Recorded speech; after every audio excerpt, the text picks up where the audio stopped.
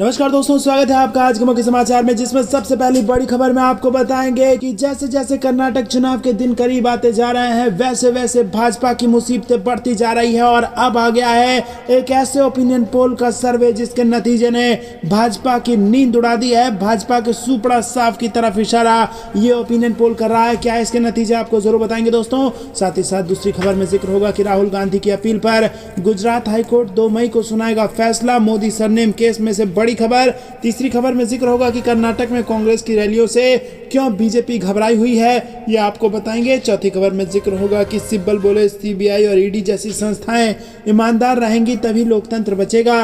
राहुल गांधी को लेकर कही बड़ी बात। और साथ ही साथ खबर में आगे जिक्र होगा कि मोदी जी चाहे जितना भी कोशिश कर लें केजरीवाल जी का काम नहीं रोक पाएंगे। मनीष सिसोदिया ने दिया यह बयान। दोस्तों, हर एक खबर की गहराई में आपको ले जाएंगे, लेकिन उससे पहले अगर आपको भी ऐसा लगता है कि 2024 में बदल रही है देश की सरकार तो वीडियो को लाइक करके कमेंट में लिखिए जय हिंद। और साथ ही साथ रोज की इस प्रकार की खबरों के लिए चैनल को सब्सक्राइब करके बेल आइकन दबाइए। दोस्तों, रुक करते हैं सबसे पहली और बड़ी खबर की तरफ, जिसमें आपको बता दें कि भले ही भाजपा ने कर्नाटक में अपने बड़े नेताओं को उतार रखा हो, लेकिन आपको बता दें कि एक ऐसे ओपिनियन पोल का सर्वे आया है जिसका नतीजा ये बता रहा है कि कर्नाटक में भाजपा की उल्टी गिनती शुरू हो चुकी है। जी दोस्तों, आपको बता दें कि बीजेपी के हाथ से फिसल चुका है कर्नाटक और कांग्रेस की सरकार बनने का अनुमान ये जता रहा है ओपिनियन पोल। आपको बता दें कि जब सवाल पूछा गया कि कर्नाटक में किस पार्टी को कितनी सीटें मिलेंगी, तो सी वोटर के ओपिनियन पोल में जो नतीजा आया है उसके हिसाब से 224 सीटों में से भाजपा को 74 से 86 जबकि कांग्रेस को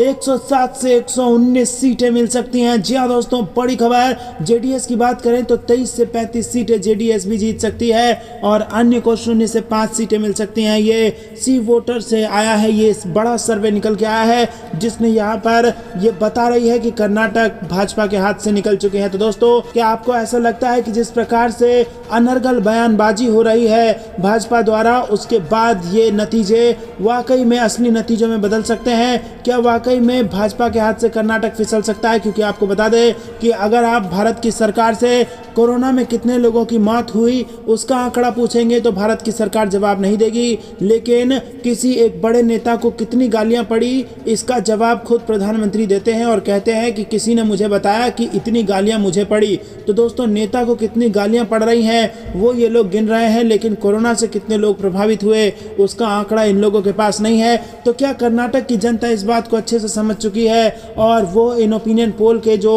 संभावित नतीजे हैं उनको नतीजे में बदल देंगी? आपको क्या कुछ लगता है कमेंट में जरूर बताइए। लेकिन दोस्तों, आपको बता दें कि एक और चौंकाने वाला इसमें फैसला जनता ने सुनाया है, जिसमें जब जनता से पूछा गया कि सीएम के रूप में उन्हें कौन पसंद है तो महज 31% लोगों को ही बसवराज बोम्मई पसंद आए, वहीं 41% लोगों को सिद्धरमैया मुख्यमंत्री के रूप में पसंद आए हैं। और दोस्तों, अगर राज्य सरकार का कामकाज लोगों को कैसा लगा, जब ये पूछा गया कि मुख्यमंत्री का कामकाज आपको कैसा लगा, तो जनता ने कहा है कि अच्छा। सिर्फ 24% ने कहा है, लेकिन 51% लोग कह रहे हैं कि मुख्यमंत्री का काम महा बेकार था, खराब था। वहीं 25% लोग मुख्यमंत्री के काम को औसत बता रहे हैं। तो दोस्तों, इस ओपिनियन पोल ने भाजपा की पोल कर्नाटक के अंदर खोल के रख दी है। आपको क्या कुछ लगता है कमेंट में जरूर बताइए। रुक करते हैं अगली ब्रेकिंग न्यूज की तरफ।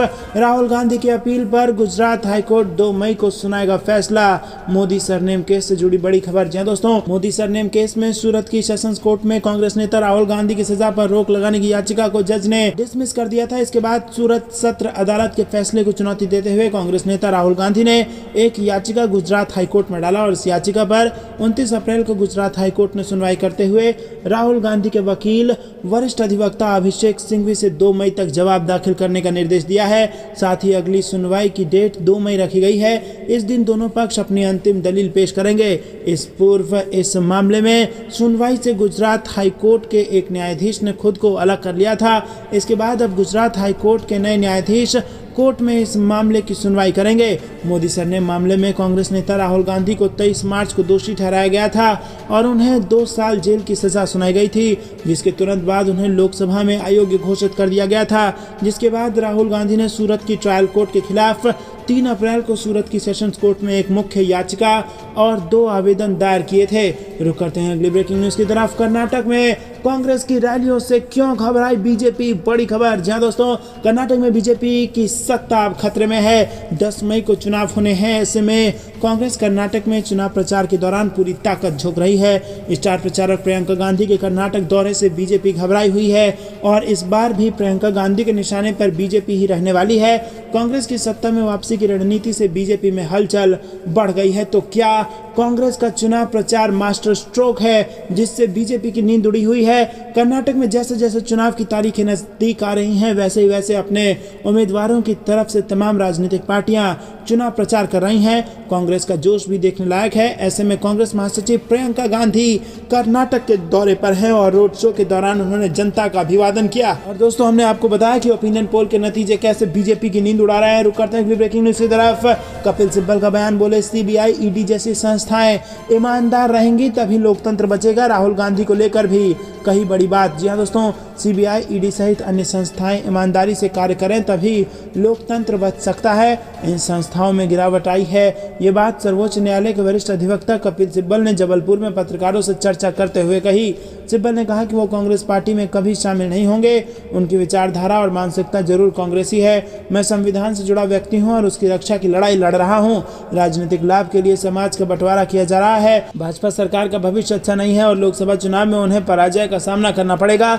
उन्होंने कहा कि विपक्ष को एकजुट होना चाहिए, विपक्ष का एक एजेंडा होना चाहिए जिसके लिए प्रयासरत हूं। दोस्तों, रुक करते हैं अगली ब्रेकिंग न्यूज की तरफ। मोदी जी चाहे जितनी कोशिश कर लें लेकिन केजरीवाल जी का काम नहीं रोक पाएंगे। मनीष सिसोदिया ने दिया बड़ा बयान। जी दोस्तों, आम आदमी पार्टी के नेता और दिल्ली के पूर्व उप मुख्यमंत्री मनीष सिसोदिया को प्रवर्तन निदेशालय द्वारा जांच किए जा रहे आबकारी मामले में उनकी न्यायिक हिरासत की समाप्ति पर शनिवार को राउज एवेन्यू कोर्ट ले जाया गया। दिल्ली की राउज एवेन्यू कोर्ट ने मामले में आम आदमी पार्टी नेता और दिल्ली के पूर्व उप मुख्यमंत्री मनीष सिसोदिया की न्यायिक हिरासत 8 मई तक बढ़ा दी है। दोस्तों, आपको बता दें कि राउज एवेन्यू कोर्ट से निकलते हुए आम आदमी पार्टी के नेता और दिल्ली के पूर्व उप मुख्यमंत्री मनीष सिसोदिया ने मीडिया के समक्ष प्रतिक्रिया दी है और उन्होंने कहा कि मोदी जी चाहे जितनी कोशिश कर लें लेकिन दिल्ली में केजरीवाल जी का काम नहीं रोक पाएंगे।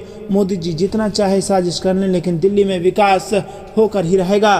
दोस्तों, रुक करते हैं अगली ब्रेकिंग न्यूज की तरफ, जिसमें आपको बता दें कि गलत काम करने वालों को फांसी हो। जंतर मंतर से पहलवानों के समर्थन में गरजे अरविंद केजरीवाल। जी हां दोस्तों, दिल्ली के जंतर मंतर पर पहलवानों का प्रदर्शन जारी है और अब पहलवानों का समर्थन भी लगातार बढ़ता जा रहा है।